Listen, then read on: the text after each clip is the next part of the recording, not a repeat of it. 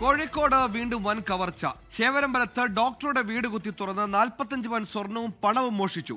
Doctor ഗായത്രിയുടെ വീട്ടിലാണ് മോഷണം നടന്നത്. വിരലടയാള വിദഗ്ധരും ഡോഗ് സ്ക്വാഡും വീട്ടിൽ പരിശോധന നടത്തി. മോഷ്ടാവിന്റെ CCTV ദൃശ്യം പുറത്തു വന്നിട്ടുണ്ട്.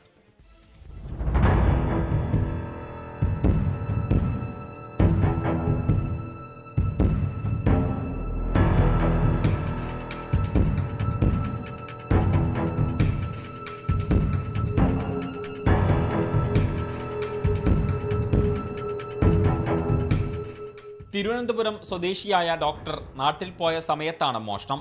ഇന്ന് ഉച്ചയോടെ തിരിച്ചെത്തിയപ്പോഴാണ് വീടിന്റെ പൂട്ട് തകർത്ത നിലയിൽ കണ്ടത്.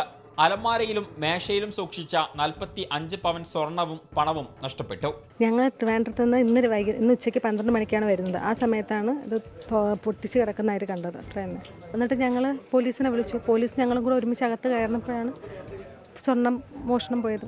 മോഷ്ടാവിന്റെ ദൃശ്യങ്ങൾ CCTVയിൽ പതിഞ്ഞു. ചേവായൂർ പോലീസും ഫോറൻസിക് വിദഗ്ധരും സ്ഥലത്ത് പരിശോധന നടത്തി. പ്രദേശത്ത് കഴിഞ്ഞ ദിവസവും മോഷണ ശ്രമം നടന്നിരുന്നു. 24 കോഴിക്കോട്. ലോകത്തെവിടെയായാലും ഏത് സമയത്തും 24 വാർത്തകളും ഓഗ്മെന്റഡ് റിയാലിറ്റി പാക്കേജുകളും എക്സ്പ്ലെയിനറുകളും വിശദമായി കാണാൻ ഞങ്ങളുടെ YouTube ചാനൽ നിങ്ങൾക്ക് സബ്സ്ക്രൈബ് ചെയ്യാം.